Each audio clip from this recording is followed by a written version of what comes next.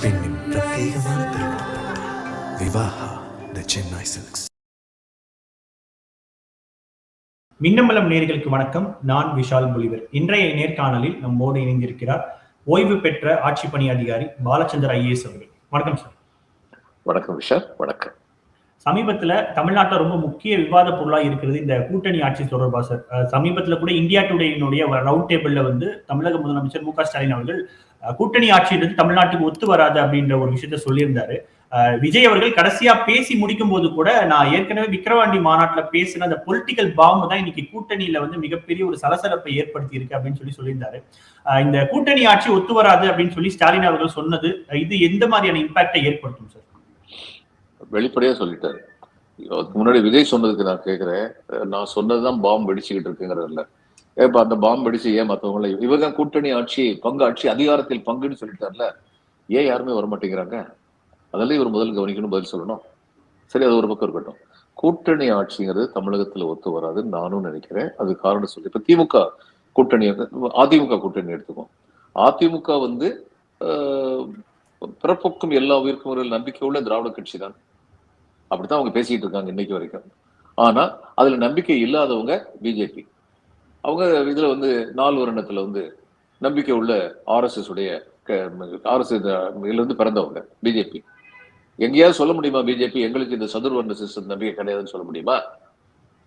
அது நாங்க நம்பிக்கை இல்லாத சொல்ல. அது நாங்க இந்த நாட்டுல எல்லாருக்குமே நாம் இருக்கும் நாடு நமது என்பதறிந்தோம், இது நமக்கே உரிமையாம் என்பதறிந்தோம்னு பாரதியார் சொன்னாரு. அது மாதிரி இந்த நாட்டுல உள்ள எல்லாருக்குமே உரிமை இருக்குன்னு சொல்றவங்களா அவங்க? இந்த நாட்டுல உள்ள முஸ்லீம்களுக்கு உரிமை கிடையாதுன்னு சொல்றாங்க. அடுத்து இந்த நாட்டுல எல்லாருக்கும் எல்லாரும் மேலே இந்திய திணிக்கணுங்கிறாங்க. அப்போ இங்க இன வழியாக, மத வழியாக, மொழி வழியாக பிஜேபி மக்களை பிரிக்குது. மக்கள் எல்லாரும் சமமா நினைக்கல. அப்படிப்பட்ட ஒரு கட்சியோட சேர்ந்துட்டு இருக்க இவங்க ஆட்சிக்கு வந்தாங்கன்னா யார் சொல்றது யார் கேட்பாங்க? இது ஒரு பிரச்சனை. நீங்க கேட்கலாம், சரி அப்ப திமுக கூட்டணி மட்டும் என்ன வாழுது? அங்கேயும் வேற வேற கட்சிகள் இருக்குல்ல அப்படின்னா, ஆமா வேற வேற கட்சிகள் இருக்கு. ஆனால் கொள்கை அளவுல அவங்களுக்கு வித்தியாசம் கிடையாது. தே ரெஸ்பெக்ட் கான்ஸ்டிடியூஷன். இந்திய அரசியல் சட்டத்தை மதிக்கிறார்கள். இந்திய அரசியல் சட்டத்தின் வழிதான் ஆட்சிகள் நடத்தப்பட வேண்டும் அப்படின்னு சொல்லி நினைக்கிறாங்க. இது செக்யூலர் சொசைட்டியா இருக்கணும் அப்படின்னு நம்புறாங்க. எல்லோருக்கும் வாய்ப்புகள் கொடுக்க வேண்டும். அது விடுதலை சிறுத்தைகளும் சொல்றாங்க, திமுகவும் சொல்றாங்க, கம்யூனிஸ்ட் கட்சிகளும் சொல்றாங்க, காங்கிரஸும் சொல்றாங்க. இப்ப எதுல வித்தியாசம் வருது? எதை எந்த அளவு வேகமா நடத்தணுங்கிறதுல வித்தியாசம் வருது. இப்ப மேற்கு வங்கத்துல கூட்டணி ஆட்சி ரொம்ப சக்சஸ்ஃபுல்லா நடந்தது, இடதுசாரி கூட்டணி ஆட்சி. ஏன்னா அங்க வெஸ்ட் பெங்கால்ல கம்யூனிஸ்ட் பார்ட்டி இருந்தாங்க, கம்யூனிஸ்ட் பார்ட்டி மார்க்சிஸ்ட் அவங்க இருந்தாங்க. அடுத்து ஆர்எஸ்பி ரெவல்யூஷனரி சோசியலிஸ்ட் பார்ட்டி அவங்க இருந்தாங்க. அடுத்து ஃபார்வர்ட் பிளாக். இவங்க 3 பேர் தான் முக்கியமான பார்ட்னர் இருந்தாங்க. இப்ப முதல் அங்க வந்த போதே 1977 பதவிக்கு வந்த போதே இவங்களுக்கு தனிப்பெரும்பான்மை இருந்தது கம்யூனிஸ்ட் கட்சிக்கு. அப்படி இருந்தும் கூட்டணி ஆட்சியை தான் அவங்க அமைச்சாங்க. அமைச்சது மட்டும் இல்ல, அந்த கூட்டணியில மிகப்பெரிய மந்திரி பதவிகள் எல்லாமே கூட்டணி கட்சிகளுக்கு கொடுத்தாங்க. ஹையர் எஜுகேஷன் ஃபார்வர்ட் பிளாக் மினிஸ்டருக்கு, panchayat and rural development RSP மினிஸ்டருக்கு, இப்ப பிடபிள்யூடி இவங்களுக்கு ஃபார்வர்ட் பிளாக் ஆர்எஸ்பிக்கு இந்த மாதிரி ஒரு கட்சியை கொடுத்தாங்க. அப்போ இது மாதிரி எல்லாமே பெரிய பெரிய பொறுப்புகள் எல்லாமே தங்களுடைய சக கட்சிகளுக்கு கொடுத்தாங்க. அது காரணம் என்னன்னா, ஒரு காரியத்தை எந்த அளவுக்கு தீவிரமா நடத்தணும், எந்த அளவு வேகத்துல கொண்டு போகணுங்கிறதுல இந்த கட்சிகளுக்கு இடையில வேறுபாடு இல்லை. கொள்கை அளவில் மட்டுமல்ல, கொள்கையை எப்படி நடத்தி செல்ல வேண்டும் என்பதிலும் இவர்களுக்கு வேறுபாடு இல்லை. ஆனா இப்போ டிஎம்கே ஒரு ரியாலிஸ்டிக் ஃபேஷன்ல போகணும்னு நினைக்கிறாங்க. நம்ம எடுத்துட்டு போனோம் சொல்றதெல்லாம், ஆனா எந்த அளவு வேகமா போகணும், யாரையும் முடிஞ்ச மட்டும் யாரையும் ஏலியனேட் பண்ணாம எடுத்துட்டு போனோம் அப்படின்னு நினைக்கிறாங்க. இப்ப ஆணவ கொலைங்கிறதுல இவங்களுக்கு ரொம்ப தீவிரமான கருத்து இருக்கு. இவங்களுக்கு விடுதலை சிறுத்தைகளுக்கு, விடுதலை சிறுத்தைகள் கட்சியிலிருந்து ஒருத்தர் அமைச்சு இன்னைக்கு விடுதலை சிறுத்தைகள் என்ன சொல்லுவாங்க, நம்முடைய தோழமை கட்சியில ஆட்சி புரியுறாங்க, நம்ம சொல்றதை கேட்கிறாங்க, கொஞ்சம் ஸ்லோவா இருக்கலாம், ஆனா நம்ம சொல்றதுக்கு மறுத்து அவங்க சொல்லல அப்படின்னு சொல்லுவாங்க. விடுதலை சிறுத்தைகள் கட்சியை சேர்ந்த ஒருத்தரே அமைச்சர் ஆயிட்டு அங்க என்ன நடக்கும்? விடுதலை சிறுத்தைகள் கட்சி தோழர்கள் என்ன சொல்லுவாங்க? அவன் இது வரைக்கும் தான் நம்ம கிட்ட அதிகாரம் இல்லை, நீங்க நம்மகிட்ட அதிகாரம் இருக்குல்ல, போக வேண்டியது வேகமா அப்படின்னு நிச்சயமா கேட்க முடியும். கேட்கறதுக்கு அவங்களுக்கு உரிமை இருக்கு. கம்யூனிஸ்ட் கட்சிகள் நில உடைமையில நில சீர்திருத்தத்துடன் ரொம்ப தீவிரமா இருக்காங்க. டிஎம்கே சீர்திருத்தமா இருக்காங்க, பட்டா கொடுத்திருக்காங்க, ஏழை எளியவர்களுக்கு தான் சொல்லியிருக்காங்க, நிறைய பட்டா இந்த 4 வருஷத்துல கொடுத்திருக்காங்க. விவசாய நிலங்கள்ல இன்னும் விவசாய நிலங்கள் சீர்திருத்தம் பண்ண முடியும். சில ட்ரஸ்ட் நிலத்தையெல்லாம் டேக் ஓவர் பண்ண முடியும். இவங்க வந்தாங்கன்னா, சிபிஎம் வந்தாங்கன்னா, உடனடியே அவங்க மினிஸ்டர் வந்தாங்கன்னா தோழர்கள் கேட்பாங்க, ஏன் அந்த ட்ரஸ்ட்ல 6000 ஏக்கர் நிலம் இருக்கு, எதுக்கு அந்த இதெல்லாம் இது பண்ணுங்க. நேஷனலைஸ் பண்ணுங்க அப்படின்னு சொல்லுவாங்க. இப்ப திமுக பொறுத்த மட்டும் என்ன நினைக்கிறாங்கன்னா, அந்த அப்படிப்பட்ட பெரிய ட்ரஸ்டுடைய நிலம் இருக்கே, அந்த நிலத்துல உழுறவங்க வந்து தங்களுடைய உரிமைகளை திரும்ப திரும்ப திரும்ப கேட்டுக்கிட்டே இருந்தால், அதுக்கு நம்ம சப்போர்ட் பண்ணிட்டு இருந்தோம்னா, ஒரு காலத்துல இந்த ட்ரஸ்டே வந்து நிலத்தை அவன் சொந்தம்னு சொல்லிட்டு போயிடுவாங்க. அவங்களுக்கு மேனேஜ் பண்றது கஷ்டமா போயிடும். இது அவங்களுடைய சித்தாந்தம். அது பெருமளவிற்கு பல இடங்கள்ல வந்து அதை நடத்தி காமிச்சிருக்காங்க. எல்லா இடத்துலயும் இல்ல, பல இடங்கள்ல நடத்தி காமிச்சிருக்காங்க. ஆனா மார்க்சிஸ்ட் வந்தா என்ன சொல்லுவாங்க அவங்களுடைய தோழர்கள் வந்து, எதுக்கு வெயிட் பண்றீங்க, நம்ம இத்தனை நாள் என்ன பேசிட்டு இருந்தோம், அதை விருட்டு பண்ண வேண்டியதானே அப்படிம்பாங்க. அப்போ இந்த சிரமத்தை வந்து தோழமை கட்சிகளும் உணர்ந்திருக்காங்க.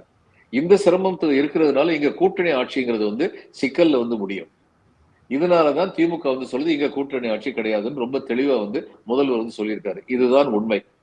கூட்டணி சேர்வது என்பது ஒருங்கிணைந்த கருத்து உள்ளவர்கள் சேர்ந்து நின்றால் பலம் பெறுவார்கள் அப்படிங்கிற அடிப்படையில காங்கிரசும் திமுகவும் விசிகாவும் கம்யூனிஸ்ட் கட்சிகளும் ஒன்று சேர்ந்திருக்காங்க.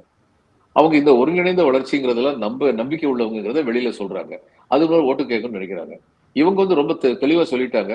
தமிழிசையிலிருந்து ஆரம்பிச்சு எல்லாருமே சொல்லிட்டாங்க, இது தேர்தலுக்குத்தான் கூட்டணி அப்படின்னு சொல்லிட்டாங்க. இதை விட டேஞ்சரஸ் எதுவுமே கிடையாது. அப்ப தேர்தலுக்குத்தான் கூட்டணி, அதுக்கு என்ன அர்த்தம், எதை பண்ணியாவது ஜெயிச்சிடணும். அவனுக்கு எனக்கு வந்து ஒரே மாதிரி கருத்து இருக்கா இல்லைங்கிறதுல கவலையே கிடையாது. சேர்ந்து வந்து ஜெயிச்சிடும். அதுக்கப்புறம் மீதியை பார்த்துக்கணும். மீதி என்ன நடக்கும், there'll be chaos. குழப்பங்கள் தான் மிஞ்சும். அதுதான் நடக்கும். அதனால முதல்வர் சொல்றது வந்து அந்த கருத்து வந்து politically neutral persons, political thinkers ஒரு பொலிட்டிக்கலி நியூட்ரல், அவங்ககிட்ட நான் பேசி பார்த்திருக்கேன். அவங்க சொல்லுங்க தமிழ்நாட்டுக்கு அந்த மெச்சூரிட்டி கிடையாது, வெஸ்ட் பெங்கால்ல இருந்து அந்த மெச்சூரிட்டி கிடையாது. அதனால இன்னைக்கு வந்து இங்க கூட்டணி ஆட்சிங்கிறது சிரமத்தை தான் கொடுக்கும் அப்படின்னு அவங்க. காங்கிரஸ் தரப்புல சொல்ற விஷயம் என்னன்னா, மக்கள் சேவை செய்யறதுக்கு தான் நாங்க பங்குன்றதை கேட்கிறோம். அந்த ஆட்சியில் பங்கு அப்படின்றத வந்து இந்த டேர்ம்ல அவங்க சொல்றாங்க சார். எத்தனை பேர் சொல்றாங்க? 2 பேர் பேசிட்டு 3 பேர் பேசிட்டு இருக்காங்க. தொடர்ச்சி அந்த குரல் காங்கிரஸ் வந்துட்டு தான் சார் இருக்கு. ஆமா, நிச்சயமா வந்துட்டு தான் இருக்கு. அது நான் இன்னொரு கூட்டத்தில் சொல்லி ஜெனரல் சாரோட பேசும்போது நான் சொல்லியிருக்கேன், எதுக்கு இதை வேடிக்கை பார்த்துட்டு இருக்காரு ராகுல் காந்தி அப்படின்னு கேட்டிருக்கேன்.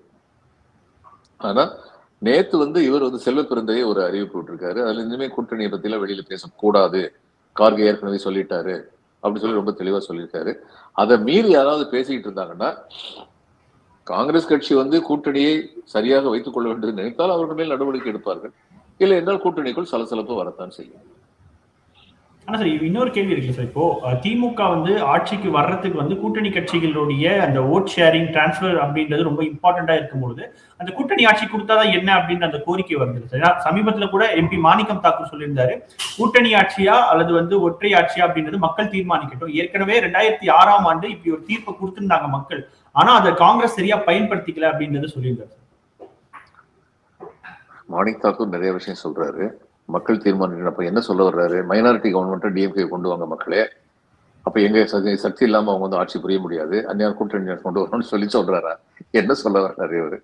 அதனால இந்த குழப்பங்கள்லாம் பேசாம தேர்தலுக்குன்னு எல்லாரும் ஒண்ணு சேர்ந்து உழைச்சா அவங்களுக்கு நல்லது, இல்லைன்னா அவங்களுக்கு தான் பாதகம். அதுக்கு மேல நீங்களும் நானும் சொல்றதுக்கு என்ன இருக்கு? இன்னொரு பக்கம் அதிமுக கூட்டணி நம்ம பாத்தீங்கன்னா தேசிய ஜனநாயக கூட்டணி சொல்லணும் அப்படின்ற ஒரு குரலும் வந்து அந்த பக்கம் எழுது. இதை எப்படி பாக்குறீங்க? அதாவது அதிமுக கூட்டணியில இங்க வந்து வெளிப்படையா எல்லாரும் பேசுறாங்க. அதிமுக கூட்டணியில 2 பேர் 2 வயசுல பேசிட்டு இருக்காங்க. இவர் வந்து சொல்றாரு, பிரதம மந்திரில இருந்து ஆரம்பிச்சு பிஜேபி எல்லாருமே வந்து கூட்டணி ஆட்சிதான், NDA ஆட்சிதான் அப்படின்னு சொல்றாங்க. இவர் வந்து என்ன சொல்றாரு, EPS வந்து அதிமுக தனிப்பெரும்பான்மை பெற்று அதிமுக ஆட்சி அமைக்கும் அப்படின்னு இவர் சொல்றாரு. அதே இன்னும் அவங்களுக்குள்ள ரிசால்வ் ஆகல, இன்னும் ரிசால்வ் ஆகல. ஆனா சில பேர் என்ன சொல்றாங்கன்னா, EPS வந்து மனசளவுல ஏத்துக்கிட்டாரு இது கூட்டணி ஆட்சி வெளியில இன்னைக்கு அதை வெளியில சொன்னா அவர் வீக்னு சொல்லி மக்கள் பார்ப்பாங்க. டிஎம்கே வந்து தனி ஆட்சின்னு சொல்லும்போது நம்ம மட்டும் கூட்டணி சொன்னா வீக்னு பார்ப்பாங்க, அதனால இப்படி பேசிட்டு இருக்காருங்கிறாங்க. இதெல்லாம் ஒரு யூகம் தான். கடைசியில வந்து யாரு எத்தனை சீட் வாங்க போறாங்கிறத பொறுத்துதான் எல்லாமே இருக்கு. அதுக்கு இன்னும் 2 மாசம் இருக்கு. ஆனா அதை நோக்கி போகுமா சார்? மெஜாரிட்டி வரல அப்படின்னா 2006 மாதிரி எல்லாம் இல்லாம அந்த கூட்டணி ஆட்சியை நோக்கி போகுமா வரக்கூடிய 2026? எனக்கு தெரியாது. நான் வந்து இந்த யூகங்கள் செய்யறதே கிடையாது, யூகங்கள் வெளியே பதில் சொல்றதும் கிடையாது. எலெக்ஷன் ரிசல்ட் வரட்டும், அதுக்கப்புறம் பார்ப்போம். நிச்சயமா தொடர்ந்து பேசுவோம். பல்வேறு கேள்விகளுக்கு மிக ஆழமாக பதில் தந்தமைக்கு நன்றி சார். வணக்கம் விஷா. வணக்கம்.